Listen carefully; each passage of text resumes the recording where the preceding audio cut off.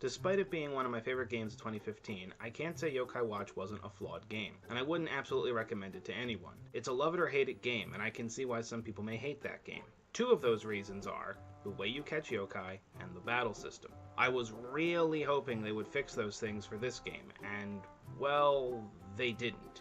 In fact, the things they didn't change about this game are possibly more notable than the things they did. This game is more Yokai Watch 2.0 than Yokai Watch 2. It's essentially the same game but with a new plot, new yokai, more voice acting, and upgraded features. This mostly isn't a bad thing. Yokai Watch was a fine game as it is, and if you liked that game as much as I did, more of the same isn't a bad thing. But in some ways, it is too much of the same. The map is the same, the areas are the same, even the overworld music is the same, with the exception of a wonderful reorchestration of the main town theme. Why? Couldn't they remix an area, add a new area, or at least just change the music? Note: I accidentally spoiled a bit of the game for myself and found out they add a couple new areas and they add a time travel element. So I guess they both add new areas and remix an area. But still, you don't know that when you first start the game, so your first impression is still the same. The first few hours of the game play out similar to the beginning of the first game as well, though they do give a reason for this. Amnesia.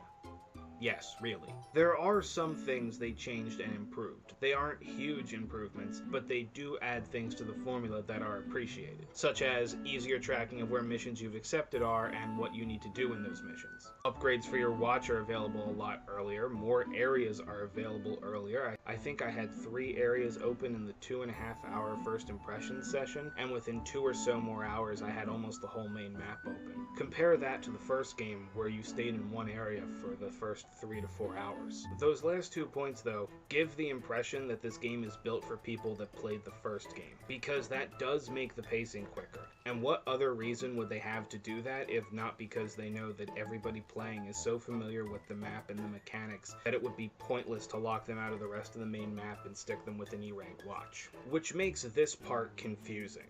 The tutorial. It's 2 hours long.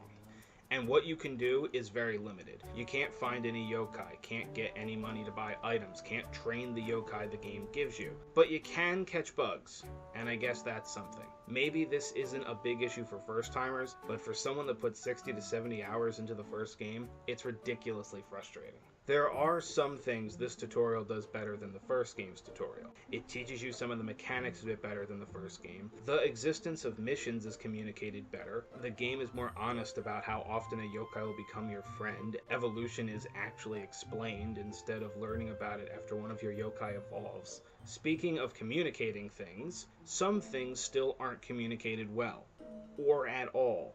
For instance, some missions are only available once you complete other missions, and unless you experience it, you won't know it, because the game doesn't tell you that. And there are other important things it doesn't tell you, like you can't find yokai of a certain rank until you've upgraded your watch, or how ratings for missions you've completed work. Seriously, I've gotten boo for missions I've completed in minutes, and perfect for missions it took me almost an hour to do. And I still don't know why. As I stated in the intro, they kept the battle system the same, which is frustrating to say the least. This non-experience is the main reason I can see people hating this series. You don't do anything, you just watch your yokai fight. If your yokai chooses to fight. Sometimes they defend, other times they inspirit, and you have zero influence over when they do that. Zero. None. Nada. Zilch. The only thing you have influence over is what yokai are in battle and the Sultimate move, which has a meter that depletes after one use. So you can't just use it over and over, which means that many times you just sit there watching and waiting for your yokai to win the match, or waiting for the Sultimate gauge to fill and healing them if they need it. They did add a fast forward function to make the battles go quicker.